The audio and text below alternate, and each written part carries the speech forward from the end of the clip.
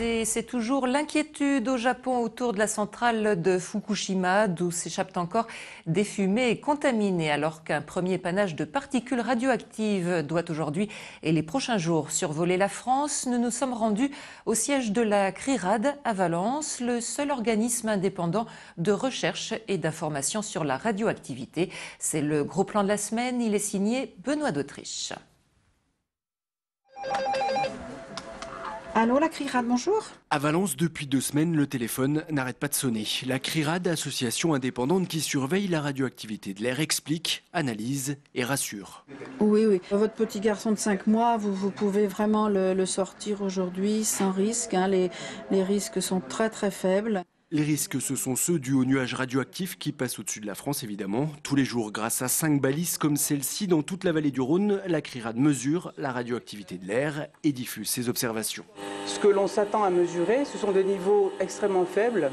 Si jamais ces prévisions s'avéraient inexactes, avec ce système, on va pouvoir s'en apercevoir rapidement. Mesurer, puis en tirer des conclusions dans cet ordre. En apparence, ça n'a l'air de rien. Pourtant, la CRIRAD est ultra sollicitée depuis le séisme. La raison, le silence de l'autorité nucléaire japonaise qui assure que la radioactivité n'a pas augmenté ailleurs que sur le site de la centrale. Des résultats contredits par la CRIRAD. Nous, on a la preuve que c'est pas vrai. À plus de 100 km, 150 km, même jusqu'à Tokyo, nous, on sait que depuis déjà plusieurs jours, il y a une contamination importante de l'environnement. Et les médias japonais, pour avoir l'info, passent par la CRIRAD qui, elle, a l'info de là-bas. C'est ça qui est assez délirant. En France, l'agence de sûreté nucléaire assure elle aussi qu'il n'y a aucun risque. À Valence, on est beaucoup moins catégorique. Le petit épisode qu'on voit en ce moment, j'ai bien peur que ce ne soit pas le dernier. J'ai bien peur de ça. Et qu'on ait des quantités de radioactivité qui puissent arriver dans les semaines qui viennent, peut-être beaucoup plus importantes. Dans les semaines qui viennent, la CRIRAD va donc continuer à mesurer. Elle gardera aussi un œil sur le Japon, où plusieurs réacteurs de la centrale menacent toujours d'exploser.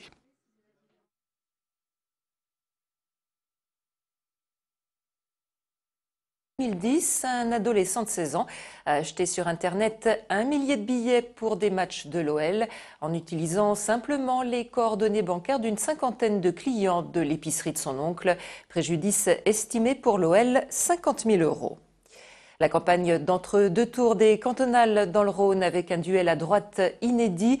Dans le 6e canton de Lyon, 2 anciens amis politiques, Dominique Perben, le conseiller général sortant, et Jean-Jacques David, le maire de l'arrondissement, se retrouvent face à face. Bertrand Frachon, Émilie Deschamps. Poids lourd de la droite lyonnaise et conseiller général UMP sortant, Dominique Perben n'apprécie guère d'être mis en ballottage par le maire du 6e, le divers droite Jean-Jacques David. Entre les deux hommes, le torchon brûle. Quand il y a un sentiment de déloyauté, cela crée toujours des tensions entre les uns et les autres. J'étais tête de liste au municipal, mon adversaire d'aujourd'hui était sur mes listes. C'est grâce à moi qu'il a été élu maire de l'arrondissement. Et donc aussi bien moi-même que les gens qui me sont fidèles ressentent cela comme une forme de trahison. Oui. Au premier tour, Dominique Perben a recueilli 32,9% des suffrages contre 23,8% pour Jean-Jacques David. Mais ce dernier croit encore en ses chances dimanche. C'est la proximité d'une part et c'est la complémentarité par rapport à ma mission de maire. Et c'est en cela que je veux et je souhaite gagner et être conseiller général pour répondre à toutes les questions auxquelles je ne peux pas répondre en tant que maire. Ici, les électeurs n'auront le choix qu'entre 2 candidats de droite. Reste à savoir si la participation sera meilleure qu'au premier tour. Elle n'a pas dépassé 36%. Effectivement, je suis déçue du choix, mais pas étonnée d'un autre côté.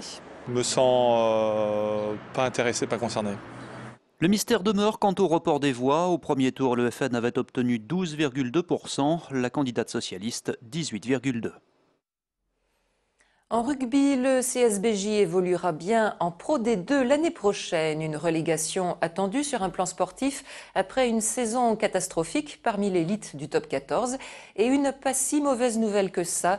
Le club de Bourgoin, au bord du dépôt de bilan, était en effet menacé d'une rétrogradation administrative en Fédéral 1. Mais les dirigeants du CSBJ ont pu finalement rassembler les 2 millions d'euros nécessaires pour boucler le budget. Une nouvelle équipe peut donc se mettre en place. Une majorité de ces jeunes qui sortent du centre de formation, mais tous les gens qui ont des contrats très chers, on est obligé de les laisser partir. fallait sortir de la zone de Bourgoin-Jallieu, il fallait Nord-Isère. Nord-Isère pour avoir une grande équipe, mais il faut que ce soit le Nord-Isère. Et puis je crois que de temps en temps, les politiques n'ont pas pris conscience de ce qu'ils doivent au CSBJ. Et puis en football, soulagement pour les féminines de l'OL. Elles se sont qualifiées hier soir pour les quarts de finale de la Ligue des Champions. Après leur victoire dans la douleur 1-0 face aux Russes du Zvezda de Perm. En demi-finale, les féminines de l'OL seront opposées à Arsenal. Match aller le 9 ou 10 avril prochain en Angleterre. Et c'est la fin de cette édition. Vos rendez-vous sur TLM, 18h05 dehors, 18h40 la quotidienne avec le fameux groupe Les Fatales Picards. 20h polémique et bien sûr l'info. On se retrouve dès 17h pour le 3 minutes.